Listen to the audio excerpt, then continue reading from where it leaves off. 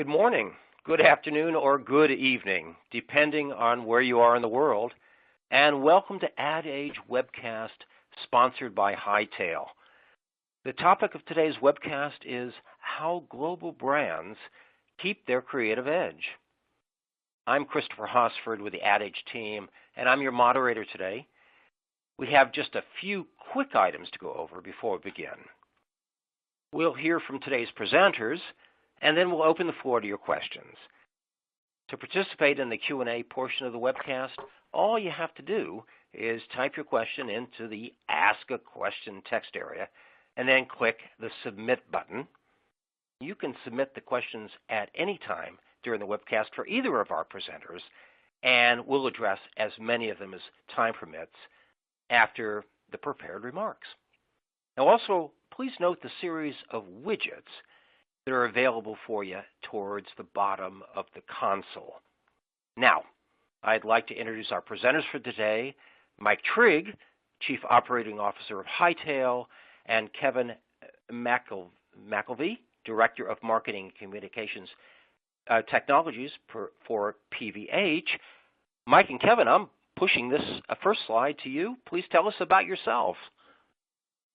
Great. Thanks so much, Chris, and thank you, everybody, for joining us. This is Mike Trigg. I'm the Chief Operating Officer at Hightail, and really appreciate everybody joining us today. I think it's a great topic. We're going to be talking about, as the introduction mentioned, how global brands keep their creative edge, really across both organizational topics we'll touch on as well as technical challenges.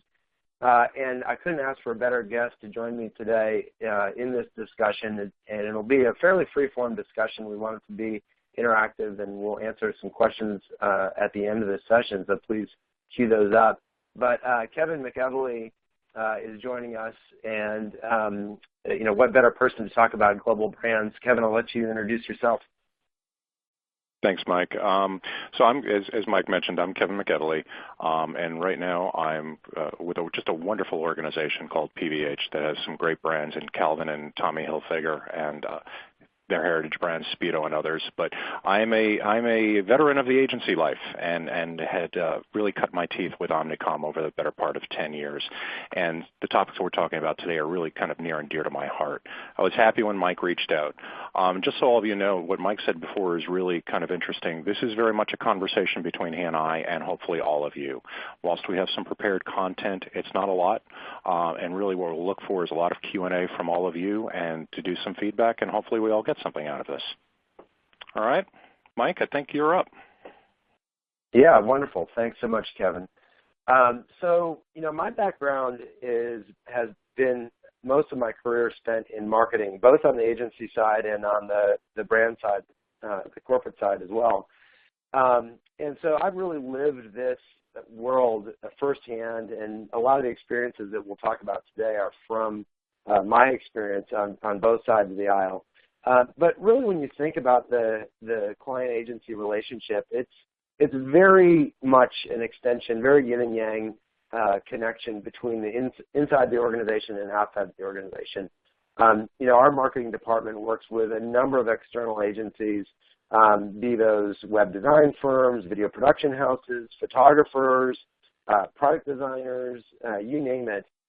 And that's pretty typical, of course, for most organizations that they extend their marketing team and their creative team with outside folks. One of the things that we look at Hightail, and for those of you who may be familiar with Hightail already, we started life as a file sharing product and really have pushed into a way to enable creative folks to interact more effectively together, a process we call creative collaboration. And we commissioned a survey of about 500 creative professionals to really get a sense of some of the pain points that exist in the creative process and in that client-agency relationship. And, a few things really stuck out to us in those results. One was that about a third of creative projects are late or over budget. Pretty amazing when you think about it. These are folks who are in the profession of creating visual content, digital content, creative assets, and so often, a third of the time, the project is either late or over budget. So real pain, real costs associated with creative projects that run long or run over budget. And the reason for that really stems back to the creative process. When you start a creative project, it oftentimes, is a great beginning, and everybody involved in the project is really hopeful at the outset. But it's very easy for creative projects to go sideways. They don't tend to progress in a real linear, sequential way. There can be ups, downs, setbacks, miscommunications, and a lot of that boils down to the effectiveness of your overall creative process. And another surprising finding, or maybe not so surprising for those who've done a lot of creative work, is that only about 30% of creative professionals feel that they have an effective creative process. Most feel that it really is lacking in certain areas, and that's not surprising. It really can be a process, similar to herding cats, to get all the constituents that need to be involved in a creative project, on the same page and agreeing on the creative vision. And Mike, you just said something you said something very interesting there. And so while everybody might be looking at the content that says brand and agency, I think we all know that it's agencies plural. Whether you're in a holding company, and it appears to be one, but you've got multiple companies making it up, or whether the brand is going out and finding project work, we know that there are many creative processes and many inefficiencies that are coming together. So it's not just as you look in the mirror and see yourself, it could be your partners on the other side. It could be any number of folks that are impacting it. And so the first thing you have to do is figure out how to be transparent with each other about the things that you're good at and the things that you're bad about as you move it on forward. And that's just gotten more and more difficult through the years as we've seen brands step on out and use a number of different resources now as opposed to a one-to-one relationship. Yeah, that is a great point. And agencies can be all different sizes. Sometimes it's an individual freelancer. Sometimes it's a huge global agency. So it really can range in that regard as well. So why are these creative projects so prone to failure? I think one of the benefits that we have at Hightail is we talk to and we work with, a wide variety of clients. PVH is a client, of course, but, we work with a bunch of different global brands across retail, apparel, consumer packaged goods. We work with a bunch of agencies, creative agencies, marketing, advertising, et cetera. And, there's some common themes that really come through, and Kevin, I'd love to get your interjection on these points. A big one that I see and I've experienced firsthand, in hiring agencies is what I'd call misalignment. So, this can manifest itself in a couple of different ways. A big one that I see is differing creative visions, particularly with respect to an external agency. The person who's commissioning the project or producing the project might have either overly grand ambitions about its scope, and might not be tethered in reality in terms of the budget that it might take to get that creative work done. Whoops, my slides keep changing here. And so, Kevin, is that you? That was me. My apologies. I didn't know where you wanted to be. No problem. The danger of having two mouse buttons here, but I'm not touching it anymore. A big problem. And then, yeah, but you're right. You're right. But one, the creative. But as you were saying, the creative brief process really should be shaking out an awful lot of that. It's scope creep as it goes on in. It's not setting deadlines and holding people accountable to it, and it's not having the right authorization cycles that we talk about. That's where these things start to go, because it looks like it's okay at the very beginning, and then what happens is all of a sudden the team is there till 2, 3 o'clock in the morning, cranking out the fourth version of something that you thought you'd have approval on 2 weeks earlier. That's right. The other thing that I think can happen early in a project is if the areas of misalignment in terms of creative direction or whatever it might be don't get sorted out at the beginning of the project, they can really magnify and rear their heads in ugly ways later in the project. So I think getting that alignment early is really key.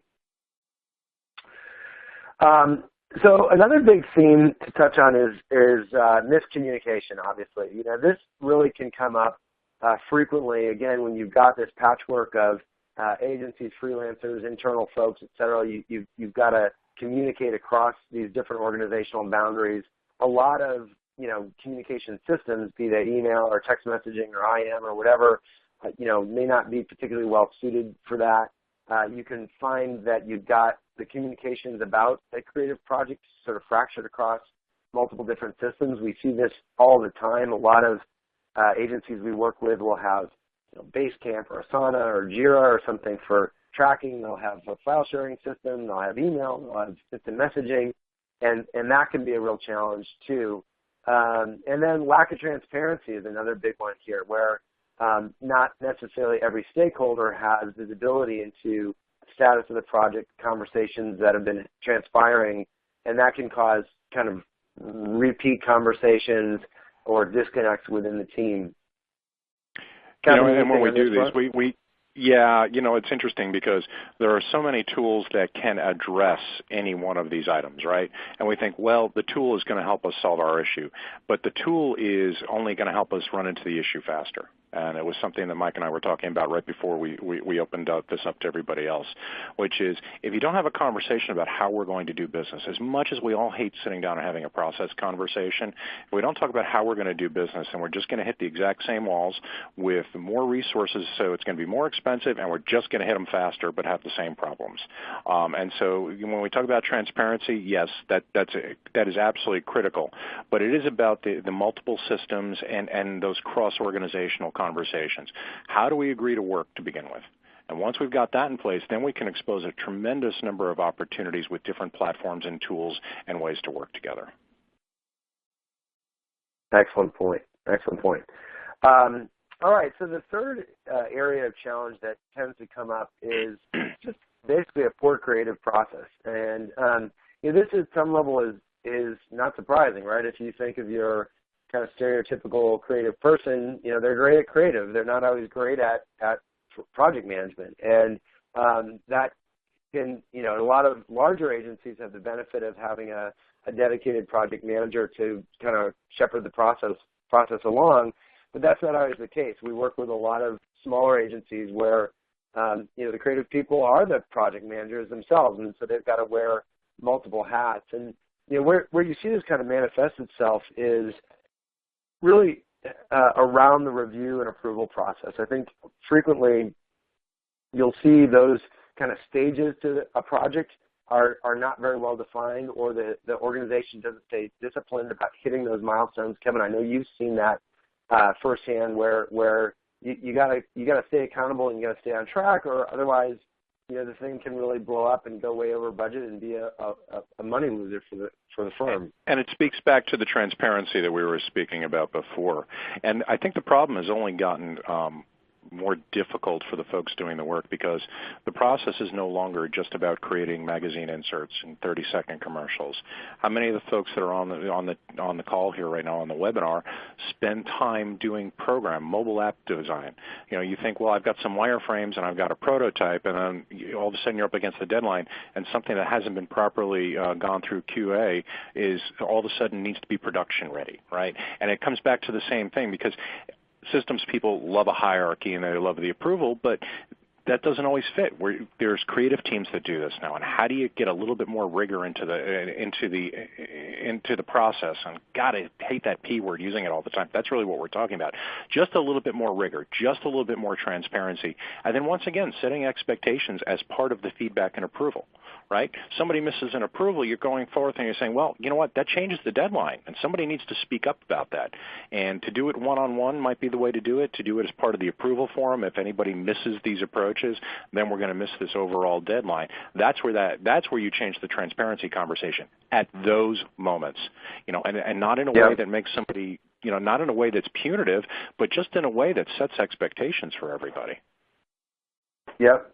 You talked about, Kevin, in our preparation for this, that the approval process can be a particularly painful one. If a client comes back to an agency and says, we didn't approve this, $1 million campaign or whatever it is, that's when budgets can truly get blown up and clients can be lost. Can you talk about the importance of clear approvals and kind of the auditability of that? Sure. Do we want to jump ahead a little bit here on the slide content? Because maybe what we'll do is we'll talk through the challenges and selections if you want to jump into that. Yeah, that sounds great. All right, so let me push this on. So Mike talked through some very, very pretty slides, so everybody, so just so they know. But it's more the content was spot on. So we've talked about misalignment, and we've talked about the transparency and miscommunication. Transparency and communication and collaboration are themes you're going to hear a lot from me. You're going to hear a lot from Mike. You're going to hear a lot from your teams. When we talk about how to deal with it, I think I mentioned before is that often the response is, and let me speak as a technologist, right, just as a technologist, and say, very often people will come to me and say, we don't have the right platforms, it's IT's problem, we don't have whatever. And, in 20 years of doing this, I hear that all the time. But the issues are, do we give them something that's easy to use when we do roll out the platforms? And really, how open are the people that are asking this to a solution? You can bring a solution to them, but do they really want it? Or are we really looking for a fall guy to explain what goes on? That is often not the case until something is severely off the rails. But, then how do you deal with everything that's associated with it? And what we try to say, and what we were talking about before we launched the call, is that, and we talked about before, if you don't set up how to work together, you're just going to run into the processes faster. So let me talk about the technical challenges that are here. We talked about being usable, and we talked about people wanting it. There's confidential information that we need to start thinking about too. And I will tell you, when I was in a media company, I used to think, well, it's advertising. If it gets out there, it's great. And then as I started dealing with creatives more and more a couple of years ago, what I realized is that talent payments, when you have somebody famous, when you've got to worry about all of this. There are confidential releases. The pre-approval is, especially when you're using different levels of talent, or there's a lot of money invested with something like maybe a Super Bowl spot. If that gets out there at the wrong time and it's the wrong iteration, the agency-client relationship is really very much done. But then how do you go through that process and not really expose it to people that shouldn't be in it? Can you invite people in on a project level? Can you invite them on a file level? And how do you chunk that up into a way that makes sense?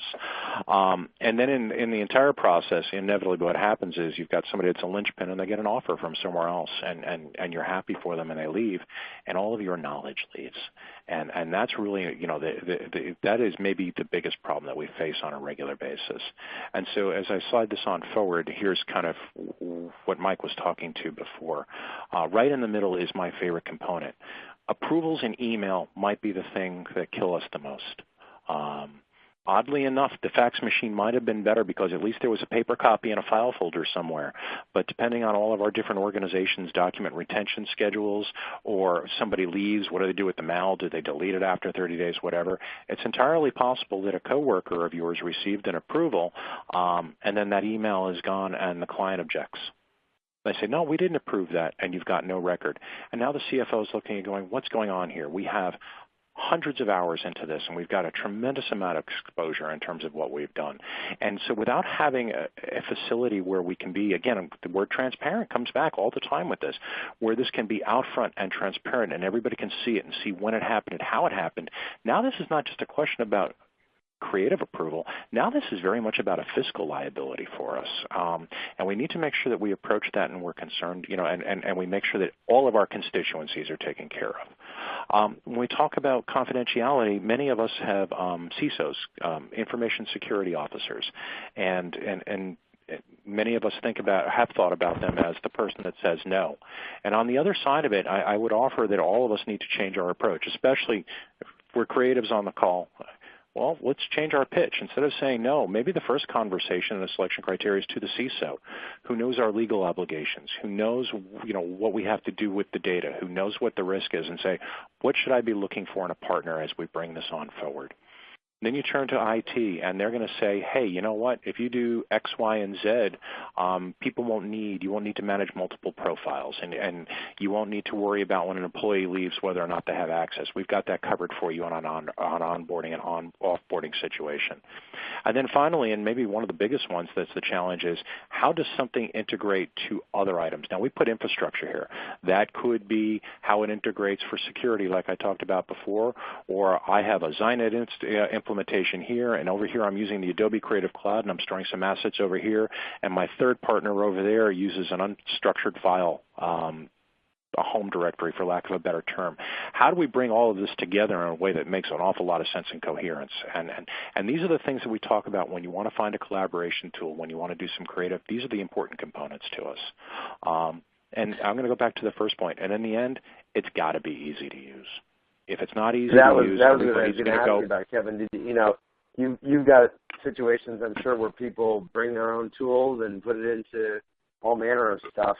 How do you handle that, and how is usability a way to combat that? Well, let's talk about the first point. It is tremendously difficult to deal with the first. The technical teams have to get credibility with the creatives, because most of the tools that people want to use are web traffic.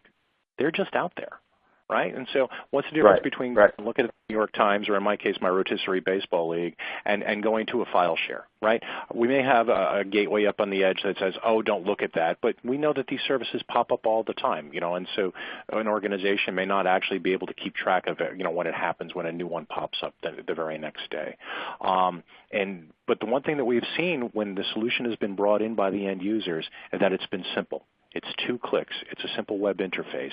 It's something a little bit more advanced than a Google search screen, but a lot less than a payroll entry screen on the other side of it. And we've got to keep that in mind, because if we do that, if we don't have to worry about training, then we don't have to worry about ownership, and we don't have to worry about, well, who's going to deal with this internally. It's here. Here's a platform. Let us know what else you need, and it checks all the boxes from security and log on and workflow controls. Yeah, I think that is a very common phenomenon that we've seen. Oftentimes when employees are working around an internal system, it's because the internal system is too complicated. And so it's definitely something that Hightail has emphasized in our design, is to make our app very simple to use and make it intuitive, so that there isn't that user resistance to using it that causes them to circumvent the system of choice. Now, I'm going to go back, Mike, and I remember when we did this. By the way, I felt much smoother when we talked about this a couple of weeks ago, but I was telling a story. I'm an IT director, right, so I come from the technical side of this. And the story we were talking about on the phone was, 15 years ago, there used to be a line outside my office door right after Thanksgiving. Mike, do you remember the story? We were talking about it? Yeah. And there was a line outside my door, and people would come on in and say, hey, I was thinking about buying some technology, almost always a computer or something, for my kids, my partner, my parents. What should I get? And then, it very quickly changed into, do we have a discount with, name the vendor of your choice, Apple, HP, Dell, whomever. And then about 8, 9, 10 years ago, there was nobody outside my door before the holidays, absolutely nobody. Instead, the line started outside my door the day that we all came back, and people would look at me and say, hey, I got this I got this for Christmas, and I was downloading this app. How come I can't do this at work? And it was really that moment where a technology team can look at themselves and say, we are very much a commodity provider, or we are very much a partner as we move on forward. And those are kind of critical moments, because people could go out and find this, and it didn't have to be cumbersome. And we better play catch-up, because the marketplace is dictating how we execute now, not a core IT group. And that's been the big shift. And that low barrier to entry, ease of use, is the very foundation of democratizing technology for everybody. Yeah, I think that's very true. That's very true. And I think vendors have had to adjust to that as well, right? I mean, vendors can't assume that their solution is going to be broadly used. They need to make it as easy to use as possible, or end users will revolt. And so you have to bring the ease of use of a sort of consumer-facing product, but the power of an enterprise solution. I would imagine one of the worst conversations that you would have as a vendor is turning around and having somebody say to you, we've been leapfrog and now you got to play catch up, right? Or how do you, we got to reinvent ourselves because now there's too many people in the space. Yep. Wonderful. All right, so you wanted to talk a little bit about keeping the edge. Exactly, yeah. So shifting from the challenges to some of the solutions, we put together kind of 5 areas or techniques for basically fostering creativity within your organization, and really as a head of marketing across your extended organization. Again, the agencies, freelancers, and everybody else that you work with. And the first area is probably a good place to start. It's where every project begins. It's inspiration. It's the ideation, the idea development. This can be such a foundational stage of a creative project, and it's so important to get it off on the right foot. And some of the techniques that I've seen and that we've practiced internally in our own development of creative materials over my career, there are a few things that we practice that have worked really well. A big one for us is I call cross-pollination, and this kind of takes a couple different forms. It is involvement from people who you might not conventionally think of as being involved in the creative process. We kind of have a philosophy that good ideas can come from anywhere in the company and anybody in the company. But we also try to cross-pollinate in terms of industries. We look at the marketing practices that are in play in other sectors. In fact, a lot of times we look at the sectors that we sell into, like consumer goods and apparel and others, and look at some of the marketing techniques. And I think that could be a great way to come up with fresh ideas for your marketing campaigns that don't just feel like what everybody else in your competitive space does. It's very easy to kind of fall into a rut. And then two other ideas that we've implemented. One is idea boards. This is pretty common, doing some sort of brainstorming. But again, we try to take the approach where we're very open in that and very allow those ideas to kind of come from anywhere. We look at a lot of reference material to make sure that we're on the same page with our creatives about what it's going to feel like and look like. And then creative briefs are really critical as well. One of our marketing directors authored a blog post on the Hightail blog around the importance of the creative brief. And I think in this day and age where, everything's a digital asset, it's always under tight deadline, you can often be tempted to skip this step. But it's so useful, as you alluded to earlier, Kevin, to just get everybody on the same page about what it is you're doing. Yeah, and that is not an easy thing to do. And interestingly enough, as you're talking about that, something came in on the Q&A screen, which is an iteration of that, right? How are we doing it? What are we doing? Now, while Sheila's question really talked about using these things as a dumping ground, I think it speaks to what you were talking about. Sheila, we're going to come back to your question in a minute and answer it directly. What are we doing? Having the conversation. I think one of the things that we forget whilst we're going through the process is we are a professional service, right? And so we're creating creative material and we're talking about it, but we are a professional service, and that's not just about what the creative is. It's about how we get there. It's about honoring the process. It's about honoring and respecting what works for our organizations and how we get to that end result. And it's not easy to get people to pause before they run to what their goal is, but to pause and be on the same page really is the most critical component. And I guess we're probably preaching to the choir to everybody that's listening to the webinar on that. I think it is. You can't underestimate the importance of this, and I do think that creative briefs and project timelines at the start of the project are just so useful. It's for me oftentimes in the position of the stakeholder with respect to an agency or the client. I return back to creative briefs and project templates and look at where are we? Are we where we need to be on this project? Is it pacing to what I expected? What they presented, et cetera? So another second big area that I think is so important in terms of maximizing the creativity of your team, especially again when you've got sort of a distributed organization, is the structure of the creative team. And there can be, again, many elements to how you structure a creative team to get the best work out of them. One that I really embrace as somebody who's usually the person to provide final sign-off on a piece of work is I really like non-hierarchical creative teams. I think it's really important that my opinion on something not dominate the conversation so much or prevent people who have expertise in that creative discipline from speaking their mind. And so that non-hierarchicalness is really important, and it's really important, I think, as a leader of a team or a C-level executive or client to clarify that with the creative team. Make them understand that everybody in who's involved in this project's opinion matters. I couldn't agree with you more. I'm going to cut you off for 2 seconds there, if I could. Please. Because I think it works on the creative side. And again, I think you and I need to acknowledge that creative also includes application development and stepping into a number of different areas. And so this works for a lot of development teams too, not just what we would classically call the creative team. But part of the non-hierarchical structure really has to be letting people understand that it's okay to fail with an idea. It's okay to not be perfect about that.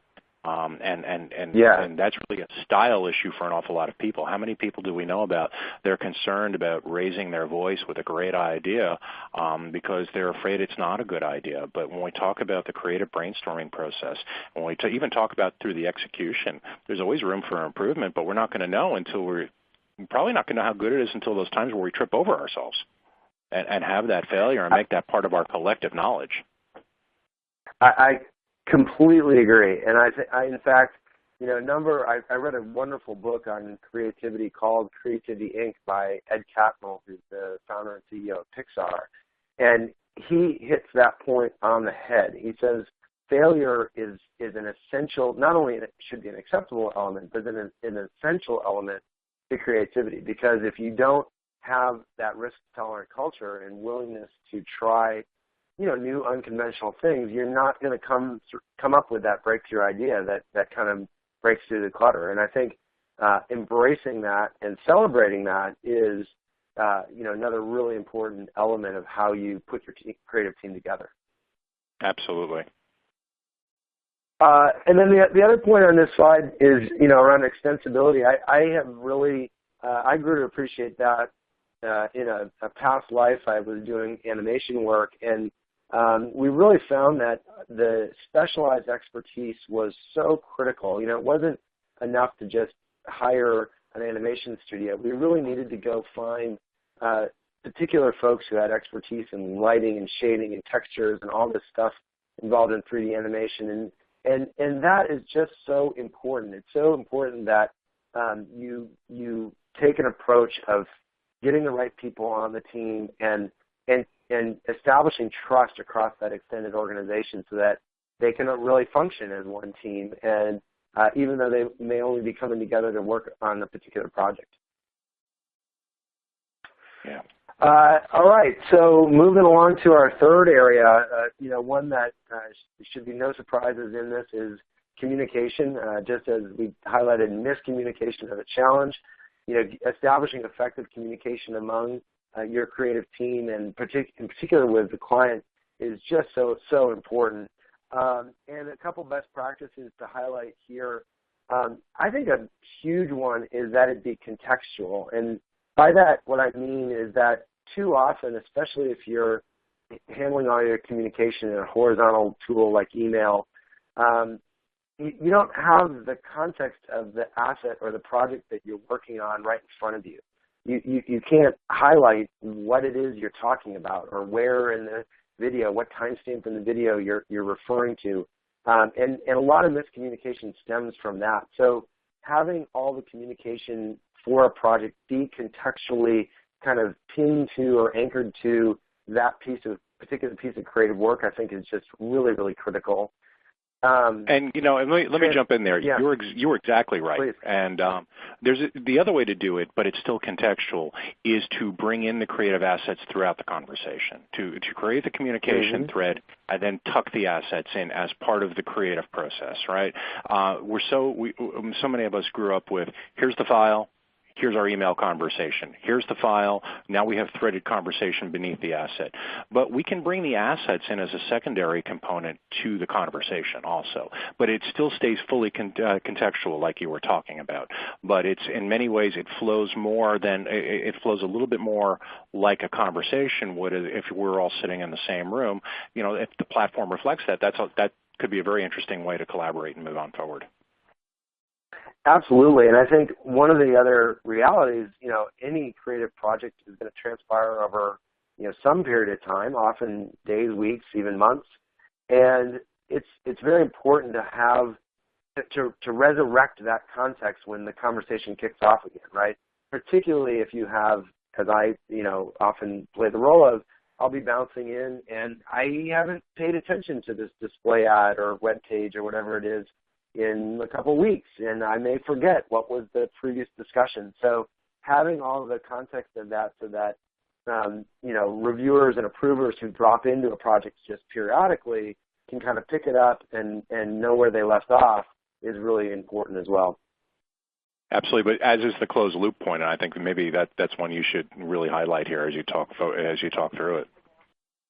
Yeah, that is one that comes up again and again and again in the review process. Basically, is that too often, a round of a creative asset will go out for review. There'll be a bunch of comments that come back. And what happens? It oftentimes can be confusing or ambiguous, which of this feedback is going to get incorporated in the next round, which of it is going to be ignored or maybe isn't relevant. But I think it's always important in a team's communication to tie off those loose ends and make it clear, what communication is being incorporated into the project and what is not for good reasons or bad. But at least you can kind of close that loop and make sure that, you don't have small miscommunications at phase one of the project become major miscommunications later on. Exactly. And I think we beat transparency to death earlier, didn't we? Yeah, absolutely. And then, of course, transparency. I think transparency is another one that people talk about often, but is easier said than done, particularly when you've got a client-agency dynamic where, the client may complain about the agency and the agency may be complaining about the client, and they don't want to share that. And I think, obviously you want to be courteous and respectful and everything else, but providing both sides that transparency is really important. Another communication element here that I see very often is what I call the gatekeeper phenomenon. So especially on the client side, sometimes there'll be somebody who feels like all the communication needs to kind of go through them. And the agency can feel very cut off from the other stakeholders on the project who might ultimately have sign-off authority on it. And so I think it's important on both sides of the aisle, if you will, to make sure that that transparency happens to everybody who's going to have involvement in the project. And that, sometimes I use the phrase getting people's fingerprints on the gun. If a key stakeholder is involved early, they get bought into the creative direction and where it's going, and they feel like they're part of the process. If by contrast you keep that person, out of the loop, that's when things can kind of blow up in the later stages of a project where that person who's signing the check or paying the invoice says, hey, this isn't what I had in mind. I will say this, and maybe you and I I think we agree on this, but the real key is, yes, there can't be one communication conduit, but it still needs to be limited, because the worst thing is to have two full teams interfacing with each other with lots of people and then get lots of mixed messages into the creative process. So while it needs to be broader than one person, it still needs to be somewhat narrow so that we don't get that conflict. We don't get those different voices, because that's really going to ruin the end product. I totally agree. The word I use for that is controlled communication. You don't want it to be completely all over the place, and it can be very helpful to have somebody kind of almost curate that conversation as you go through. That's the exact word I was thinking of. Yeah. So the fourth area, obviously closely related to communication, but it's got some, I think, particular nuances, especially when it pertains to approvals, is just how you manage the whole feedback process. It really both, and there's kind of two simultaneous loops that this can go through. Again, particularly when you've got the agency-client relationship, there'll be the internal agency feedback process where they weigh in on a piece of creative and run it through a review process through an account manager or account executive or principal at the firm. And then it goes to the client, and there's another round of feedback and discussion with the client. It can be, very complicated, but it's so important that these feedback rounds be managed well, and that they have a number of other attributes listed here as well. They be candid. I think this is really important, where you want to feel, again, like everybody on the team can speak their mind, and if a piece of creative is just not working or isn't coming together, and everybody can kind of see it, but nobody said anything, that can really obviously result in suboptimal work. I found another thing, and I really learned this, firsthand when we went through a logo development at Hightail. But you really need to kind of keep your feedback directed, and that goes on both the side of the person soliciting the feedback as well as the person providing the feedback. And if you're a provider of feedback and you just say, oh, I don't like it, that's just not very helpful. The creative team doesn't know what to do with that. So it's got to be specific. It's got to be clear.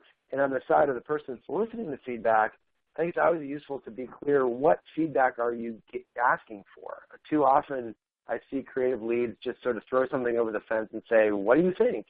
And it results in this kind of rodeo of commentary that might lead the project, astray. And so I think it's very useful to be clear when you're asking people what do they think. What do they think about what? Are you asking them to pick a particular creative vision? Are you asking them to look at different concepts? Are you asking them to look at colors? What is the feedback that you're trying to get? And then, the last point here is that it's important that it be discretionary. I think it's really a good best practice to make sure that you've got a clear creative leader who has a degree of discretion to be able to say, I hear what you're saying, but I don't think it fits with the creative vision of this project. I think that ability to kind of push back is really important to maintaining the creative integrity of the work. I will bet you that almost everybody on the webinar had that middle component where you talked about where something was presented and the total feedback was, I don't like it, that's not what I expected. And that was the end of the conversation. There's nothing more frustrating for a creative team to hear that, because they just don't know where to go with it, right? And when we talked before about the continual loop and the transparency, hopefully those things through the process continues to come up. But you're exactly right. A strong creative director that can support the vision and still be supportive of the client really is key to making that work. And that's building trust. That's the relationship issue. That's a relationship issue as much as it's anything else. Absolutely. And that was another, I mentioned this book, Creativity Inc., that was another key point they made, is that, for Pixar, the creative director has ultimate creative control, and they do feedback sessions, excruciatingly detailed feedback sessions, but at the end of the day, it's the director's call what to incorporate and what not, and that has, been a model, obviously, for them that's worked incredibly well. And then, so the fifth and final area here is the tools, and this really ties into the technology tools, since I'm going to assume that none of you are using paintbrushes and paper anymore that you're using to develop your work. You really see a number of issues, and we touched on some of these in the kind of selection criteria that Kevin talked about earlier, but very important that they be intuitive. I think that creative people are, often geniuses in the authoring tools that they use, if that's Adobe Creative Cloud or Final Cut Pro for video or whatever it might be. They know every bell and every whistle. But when it comes to the collaboration tools and communication tools, it's just less familiar to them. And so making sure that those are easy to use for everybody on the team, and in particular, easy for a client to use. You really don't want to force a client through a bunch of loops, but to jump through a bunch of hoops to review content, provide their feedback, provide their comments. It needs to be accessible to everybody. And then, of course, too, the more consolidated they can be, the better. I think very few teams have a true kind of single system of record for everything they do. There are going to be multiple tools that need to work together, but you really want to make sure that those conversations aren't fractured across multiple different systems.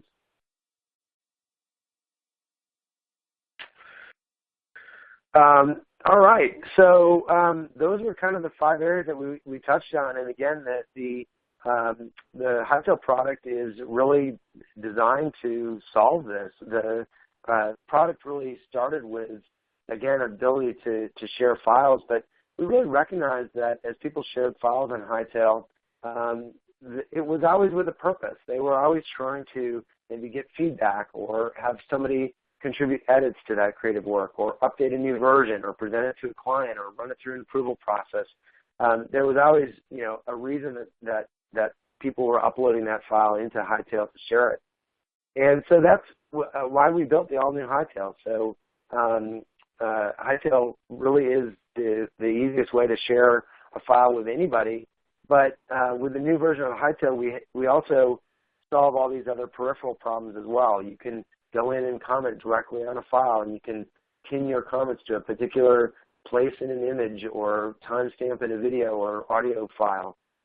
You can assign basic tasks, so you can do an @mention to somebody on your team and mark a comment and needing follow-up to make sure that that feedback is incorporated into the next version.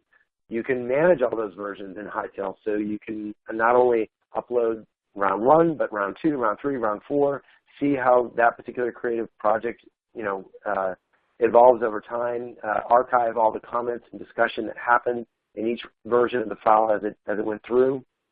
The product supports, high-resolution previews, video previews, so it's easier than ever for people to provide feedback and review work right there in the web interface. And then a great approval feature in the product also lets you run an approval process, and you can specify exactly who you want approvals from, on which creative assets. You have an audit trail that shows who's approved files that you're in the process of developing. So it gives you a great way to keep track of that approval and make that a little bit more formal with your team. So that's a quick overview of Hightail. Obviously, you can learn more about it at hightail.com. And the product's free to use, and then there are premium features and a business version that you can upgrade to as well. So that is the end of our prepared material, and I think we've left a little bit of time here for Q&A. We have indeed, Mike. Thank you so much. Great presentation, Mike and Kevin. And we're now ready to open the floor to your questions. As a reminder, to participate in the Q&A, just type your question into the Ask a Question text area and then click the Submit button. We've got several good questions already, but we could always use more. Gentlemen, one of our attendees asks about the notion of the gatekeeper phenomenon, the person who weighs in at the end of the project and says, I don't really like this, and please go back to square one. How do you get around the gatekeeper process? A strong project manager, a creative director, getting the CEO, for example, involved earlier. What's your sense about this gatekeeper phenomenon? You want to go first, Mike? Well, I'll take a first crack at that, Kevin. So, it's very common, of course, and I do think involvement early can be extremely helpful with that. It's amazing to me how much that lends itself to buy-in, and what the disconnects that may exist in terms of the direction of the project are so much easier to iron out at that earlier stage. And I think so why don't people do that more often? I think frequently the reason is, well, this work doesn't, it doesn't seem refined enough. It's not good enough yet to share with, the boss, the client, whoever it is. And I think I'd urge people to resist that temptation. I know I always actually like looking at early stage work, because when you look at something that's pixel perfect late in the process, you almost feel reluctant to provide your feedback because you feel like, oh, God, somebody's labored, over this so much. So I think that's a key part of it. And then on the agency side, I think just asking the question, who needs to be involved in this? You want to make sure there aren't any hidden stakeholders that you don't really know about. And just, I think, asking the person that's your primary point of contact, who's this going to have to go through? At what stage should we get them involved? That can really help surface those kind of disconnects and hopefully get you past that gatekeeper.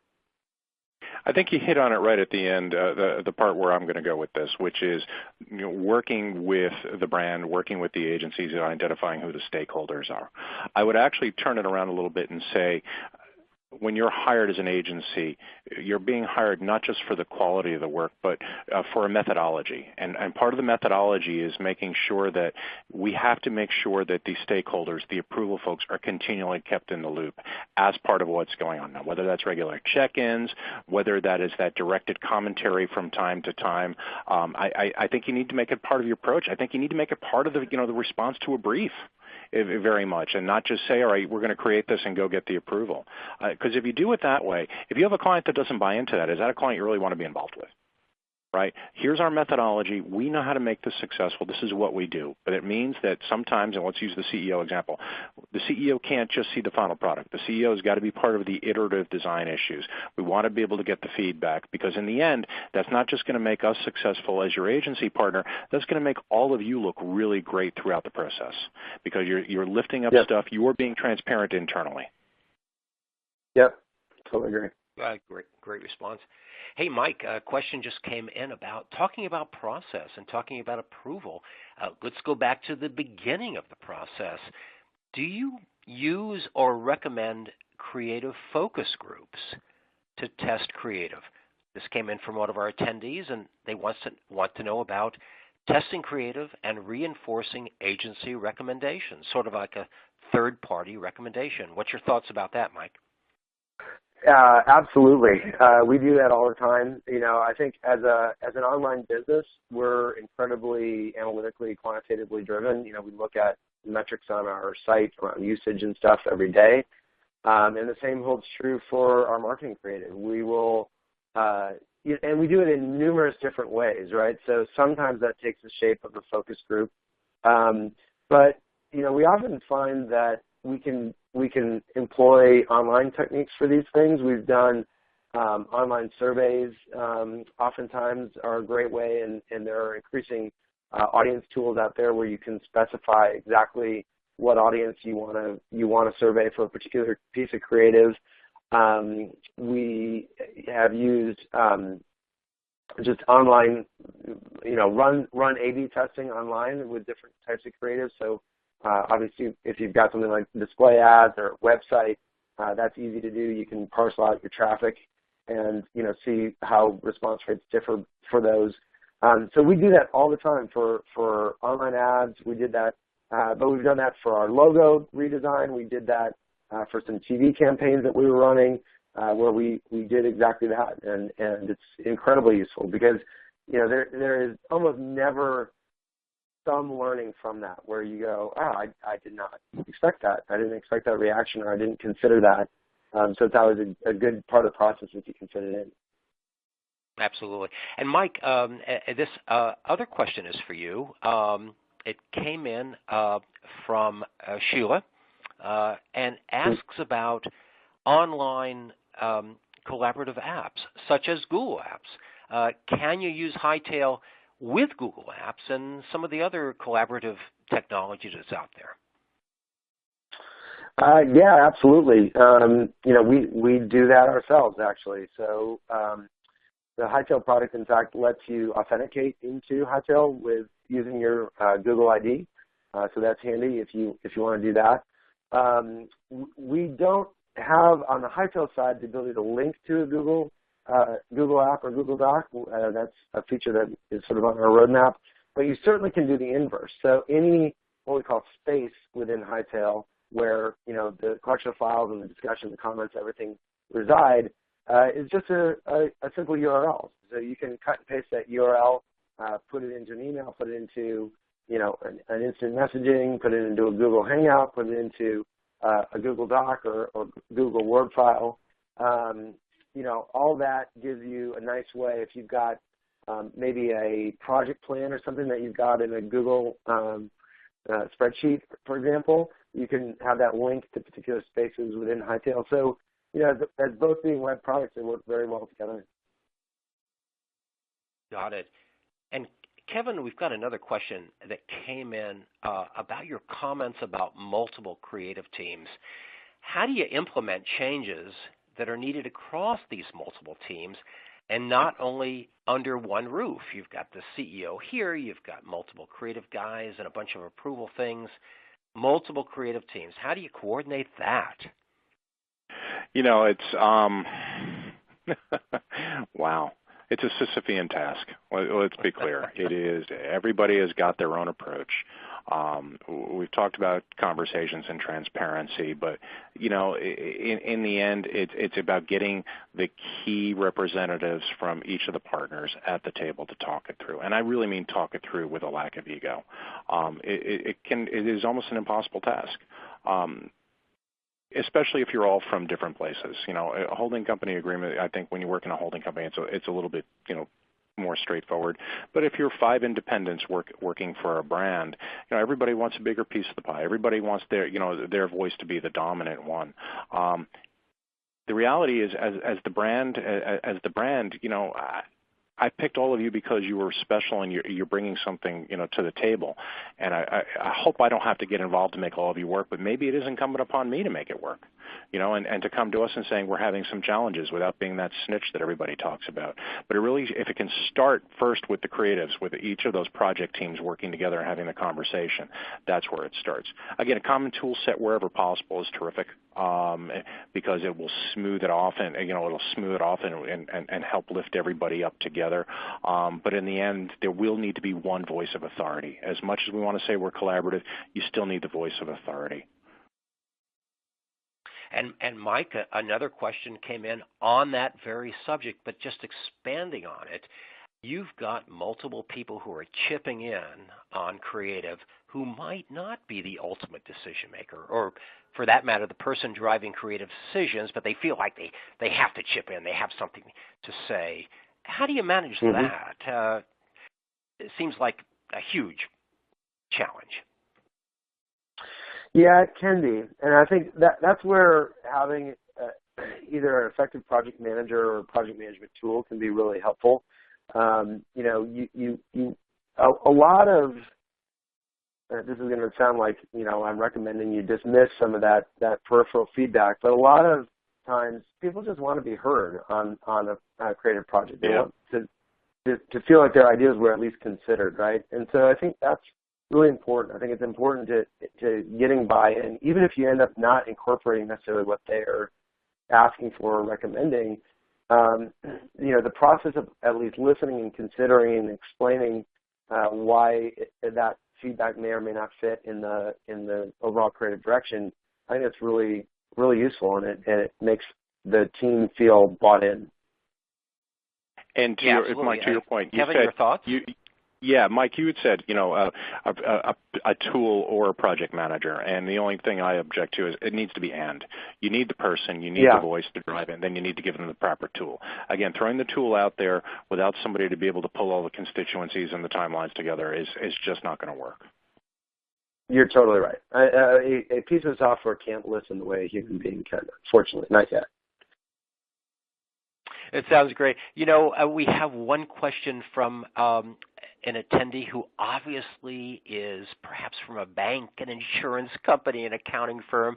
Here's the question. Do you have any ideas for an internal marketing person who works for a risk-averse organization? They got the heebie-jeebies about any creative that goes out and trying new things that are different. How do you work with these folks when it comes to creative? Want me to start that? Yeah, Kevin, take that one. Cultural challenges are really tough, and you need to obviously address what is unique about the organization that is risk averse. You need to tie it to some level of low risk challenge, proof of concept idea that can be thrown out there where you're going to get some buy-in and show some immediate success. And this may be one of those cases of under-promising and over-delivering. You got to find it, because you're not going to be able to talk somebody down off it. You can't say the market dictates this, these are what our partners do. You're just going to have to show them some level of success to build that confidence. In many ways, it's like riding a bicycle, right? When we teach our kids to ride a bicycle, or when we learned, we had training wheels. Did we believe it that we could do it when the training wheels were off? No. Our parents raised the training wheels. We found some balance, but we found we were relying on the training wheels. We needed the success of not having those there, but we needed it in a non-threatening way. Somebody standing next to us and driving it forward.